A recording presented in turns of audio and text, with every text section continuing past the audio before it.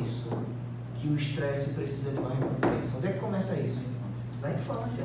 Porque quando a gente rala o joelho, quando a gente cai, bate a cabeça no chão, que corta, abre o supercílio aqui, né? Ou quebra a perna, brincando, o que é que a mãe faz? Meu filho, você precisa comer um docinho, venha cá, venha. O acolhimento materno. Então, toda vez que nós tínhamos um estresse na infância, que a mãe da gente acolhia, a gente vai entender o quê? Que todo estresse precisa de uma recompensa. E o que é que a mãe dava pra gente? Alimentos à base de açúcar e à base de gordura. Meu filho, você está estressado? Ah, então vamos ali comigo para você comer um pastelzinho? Vamos ali comigo para você comer uma pizza? Alimentos à base de açúcar. E, anotem isso, açúcar e gordura atuam na mesma região cerebral que a cocaína, a heroína. Então, alimentos à base de açúcar, à base de gordura são viciantes. Na infância, nós temos um contato, e tem um documentário chamado Muito Além do Peso. Você bota lá no YouTube para assistir Muito Além do Peso, falando sobre a obesidade infantil. E esse documentário ele relata o seguinte, que 30% das crianças brasileiras, 30%, tomam refrigerante antes do primeiro ano de vida. Tem contato com refrigerante antes do primeiro ano de vida. E o que é que isso acarreta? Acarreta que nós aumentamos a sensibilidade da parte que reconhece o doce, essa parte da língua que reconhece o doce, e nós criamos uma memória afetiva ao açúcar porque foi a mãe que deu. Sacou qual é a história? Então, quando nós nos estressamos na fase adulta, nós vamos buscar alguma coisa doce porque isso está remetendo à infância, porque foi nossa mãe que deu. Por quê? Chocolate. Eu acompanho um grupo de consultoria de obesos. Até se vocês quiserem depois participar das reuniões, a gente vai ter uma reunião dia 28 de fevereiro. Sintam-se convidados, tá? Para vocês entenderem qual é o tamanho do buraco, tá? O buraco é muito fundo. É um pré-sal gigantesco. Então, assim, a gente estava conversando na primeira reunião e eles sempre chegam muito agitados, todo mundo querendo falar, todo mundo querendo atenção, porque eles geralmente são excluídos e eles querem falar. E aí a menina fez assim, eu não deixo meu chocolate por nada. Meu chocolate não sei o que, e ela com 120 quilos. Ela não deixa meu chocolate por nada. Beleza. Aí eu fiz a pergunta, quem foi que apresentou você o chocolate? Minha mãe. Acabou. Mas meu filho não gosta de chocolate. Parabéns para ele. Mas ele tem um ambiente que faz com que ele tenha uma comunicação visual, que gere um pensamento que chocolate é bom, que gere um sentimento relacionado ao chocolate e um sentimento relacionado ao que ele sentiu de gosto. Tem gente que quando prova, isso é uma merda. Tem gente que quando prova, isso é bom. Aí a comida entra como um processo simbólico dentro de uma perspectiva de o que é que ela gera de experiências positivas. Todo mundo aqui gosta de sushi? Quem gosta de sushi, levanta a mão. Não gosta não? Já comeu? A experiência? Comeu errado. Comeu errado. Então, a primeira vez que eu comi sushi, eu passei mal. Eu disse, velho, isso é uma merda. Só que aí depois a galera fez assim, bicho, eu tô comendo num lugar muito ruim. Eu não sei se foi essa a... Pronto, acabou.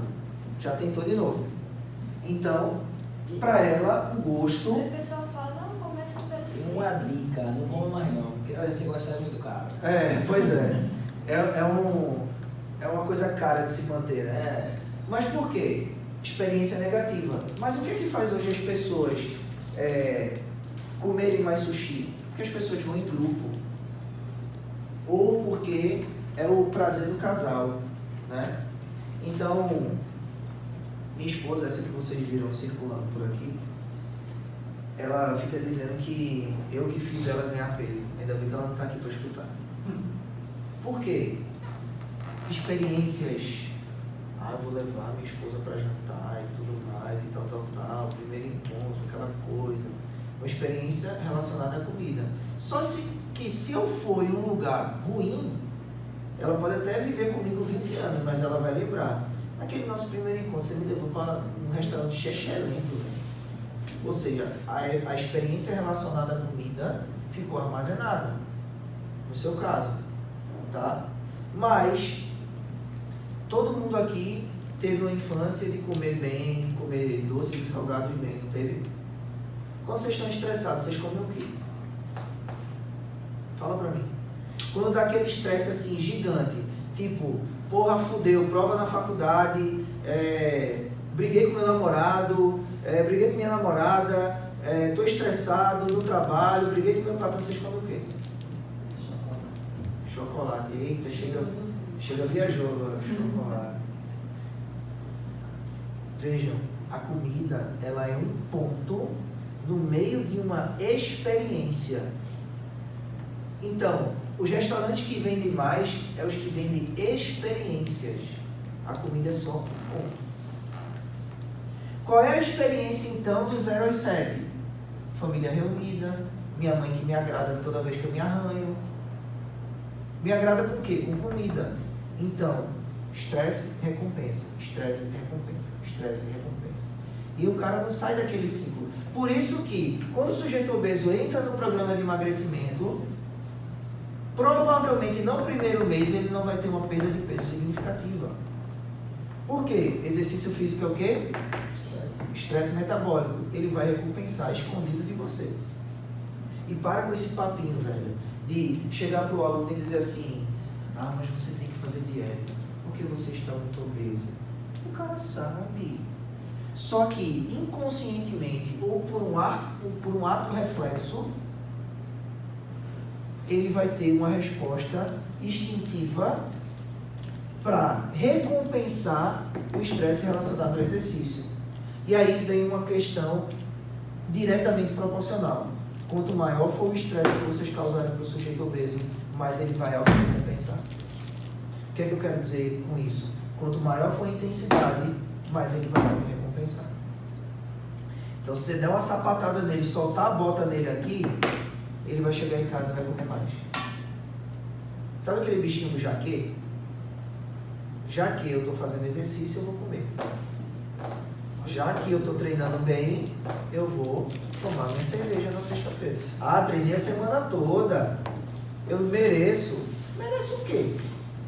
Nós que estipulamos o sextor, nós que estipulamos o sábado e o domingo. Porque o nosso intestino, ele não sabe o que é sábado e domingo. É a nossa cabeça que sabe que nós tivemos um estresse a semana inteira e precisamos auto-recompensar na sexta-feira à noite com uma cerveja e com uma pizza. Deu para entender como é que funciona o cérebro? Isso é uma parte que a gente está aprofundando aí. Mas existe essa resposta instintiva, tá? E eu estou vendo muita gente dizendo assim, porra, é isso mesmo. Ou a cara de vocês dizendo assim, é isso que está acontecendo com meu pai, é isso que está acontecendo com minha mãe, é isso que está acontecendo com meu vizinho, é isso que está acontecendo com aquele meu aluno que não consegue perder peso, é isso que está acontecendo. Então, assim, se você começar com esse papinho clichê com o teu aluno e dizer assim, mas você não está fazendo dieta? Por que você não está fazendo dieta? Você tem que fazer dieta. Para com isso. Que ele vai auto-recompensar. O que a gente tem que fazer é, já que ele está recompensando na dieta, a gente tem que gerar uma aderência com ele a um programa de exercício. Para que ele lá na frente, ele comece a entender que ele está conseguindo fazer mais, ele está conseguindo fazer mais uma repetição, ele está conseguindo correr mais 1 quilômetro, ele está conseguindo fazer mais uma série no circuito e ele criou o hábito. Quando ele criar o hábito, ele minimiza um pouco o lado emocional e ele começa a ter ações racionais. Isso é interessante.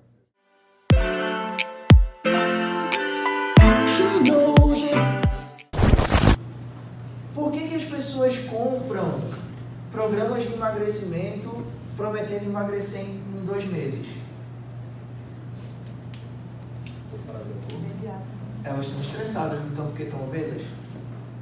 Elas querem uma recompensa, não querem? Emagrecer 10 quilos em 2 meses. Por isso que elas buscam, porque é imediato.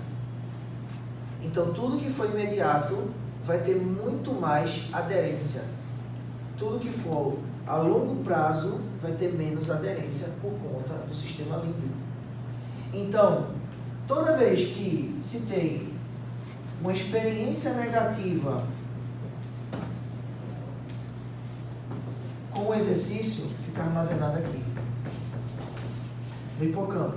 E aí o que é que acontece? Toda vez que se fala de exercício, o cara vai buscar lá no HD dele, no hipocampo, dizendo assim, bicho, eu fiz um treino lá com o Júlio César e foi muito ruim, então a experiência que eu tenho com o exercício é totalmente negativa.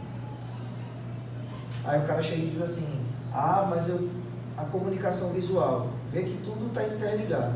A comunicação visual, venha conhecer o meu novo método de emagrecimento, que você vai emagrecer 10 quilos em um mês. O cara faz, porra, o negócio é bom, viu? E aí eu vou lá e entro no programa de emagrecimento. Se eu conseguir emagrecer 10 quilos em um mês, vai ficar armazenado aqui no meu hipocampo que o método lá do Rosinaldo de emagrecimento é eficiente. E aí eu vou buscar de novo e vou indicar para outras pessoas. As pessoas respondem pelo emocional. Então, o que for negativo e o que for de positivo, está aqui. As pessoas inconscientemente, elas começam a repelir dieta porque elas já tentaram de tudo e sempre deu ruim. Está armazenado aqui. Então, toda vez que fala a palavra dieta, as pessoas sabem que é uma experiência negativa, porque elas entram e saem com mais peso ainda. Então, isso aí é inconsciente. Da mesma forma que o exercício físico. Mas, por que é tão difícil vencer o límbico? Pela questão do prazer imediato. Porque toda vez que nós oferecemos algo que dá prazer, liberamos um neurotransmissor chamado dopamina, que está no sistema dopaminérgico. E essa dopamina, ela quando é liberada, ela gera prazer e uma sensação de bem-estar, que é quando, Cléo, você come o seu chocolate. Você libera dopamina, você sente prazer, sente bem-estar.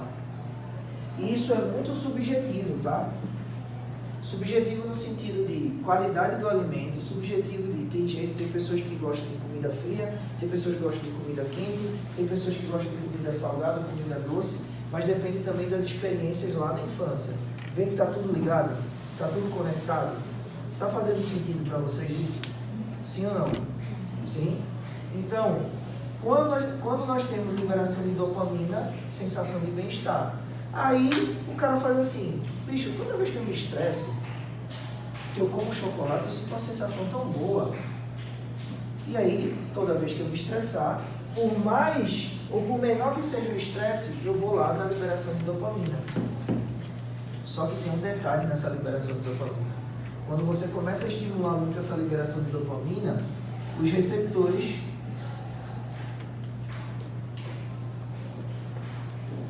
da dopamina começam a ficar menos sensíveis. E o que é que acontece? Você precisa comer mais chocolate para poder ter a mesma sensação de liberação de dopamina. Que é isso que acontece com os obesos. É isso que acontece com os obesos. Vamos fazer uma história? Vamos criar uma história aqui. Uma história real. Os sujeitos obesos chegam para nós com um trauma. Um trauma porque eles estão depressivos, porque eles acabaram de ter uma separação, perderam um parente, inúmeros traumas. E aí o que é que acontece? Os sujeitos eles estão buscando a recompensa na comida, porque a comida tem uma liberação maior de dopamina. A comida à base de açúcar, a comida à base de gordura tem uma maior liberação de dopamina. E eles vão buscando esse recurso para poder gerar essa sensação de bem-estar, porque eles não estão bem emocionalmente. Só que tem o seguinte, o cara que no começo liberar uma quantidade X de dopamina, comia só uma barra de chocolate, ele começa a perceber que quando ele come uma barra, ele ainda está meio estressado. Porque a dopamina chega lá nos receptores, né, para estimular essa sensação de bem-estar, e os receptores é feito o cara que bate na porta e diz, tem não, sabe? O cara bate na porta e, não, hoje não. É isso que acontece. Aí o que é que ele faz? Aumenta para 2 barras. Com o passar do tempo, ele vê que 2 barras já não são suficientes. Ele continua estressado. Ele aumenta para 3. E isso tudo está ligado a quê?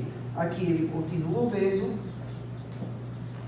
continua sendo excluído da sociedade, continua não conseguindo amarrar o sapato, continua não conseguindo, ele não consegue arrumar um namorado ou uma namorada, continua não conseguindo caminhar 1 quilômetro, continua não conseguindo performar, né? Continua não conseguindo produzir no trabalho. Até um dos alunos lá da consultoria, ele perguntou assim, pô, a gente se sente meio preguiçoso, né? Se sente meio lento, meio letárgico. É normal isso? É normal no sujeito obeso. Porque existe menos entrada de glicose na musculatura e existe menos quebra de glicogênio na musculatura, ou seja, menos energia.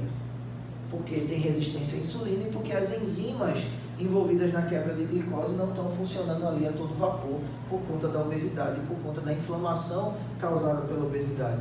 Aí o cara se sente meio preguiçoso, o cara dorme mais, o cara não produz no trabalho, tá?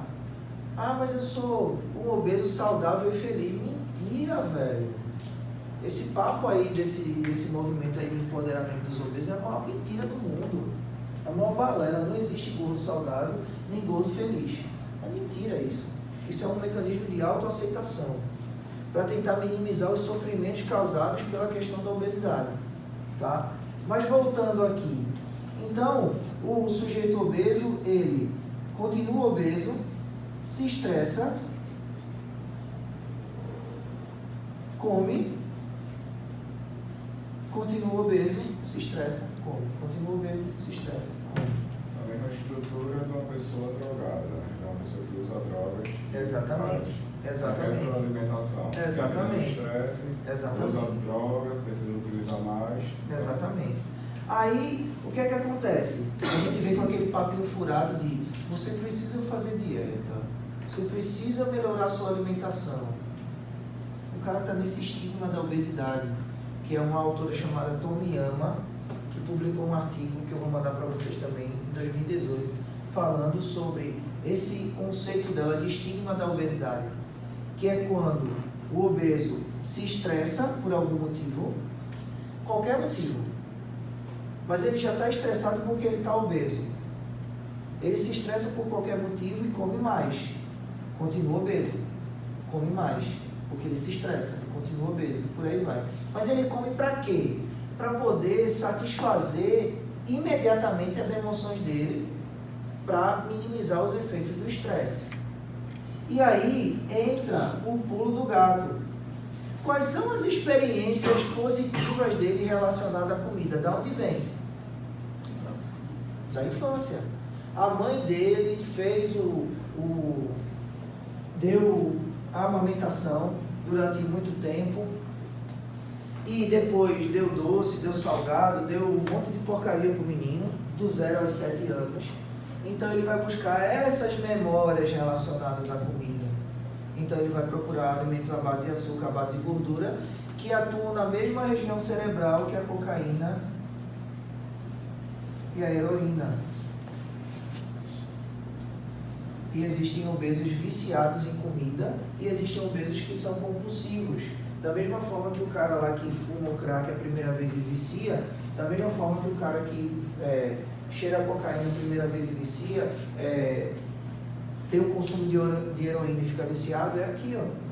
O sujeito obeso que está nesse looping aqui. Porque ele precisa de uma auto-recompensa o tempo inteiro. Então saibam que quando nós começarmos o programa de exercício, o cara vai se auto-recompensar.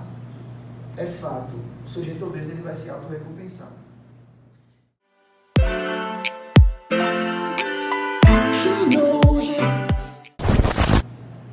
Tem uma pesquisadora chamada Sophie Deran, que ela é totalmente contra a dieta.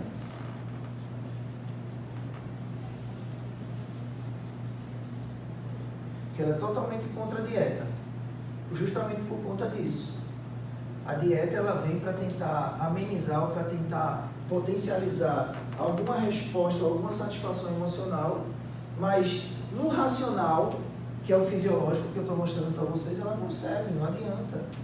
Vai diminuir a imunidade, vai diminuir massa muscular. Eu estou com um aluno agora que eu aumentando a intensidade do treino dela, quando vê, o percentual de gordura dela aumentou e a massa muscular diminuiu.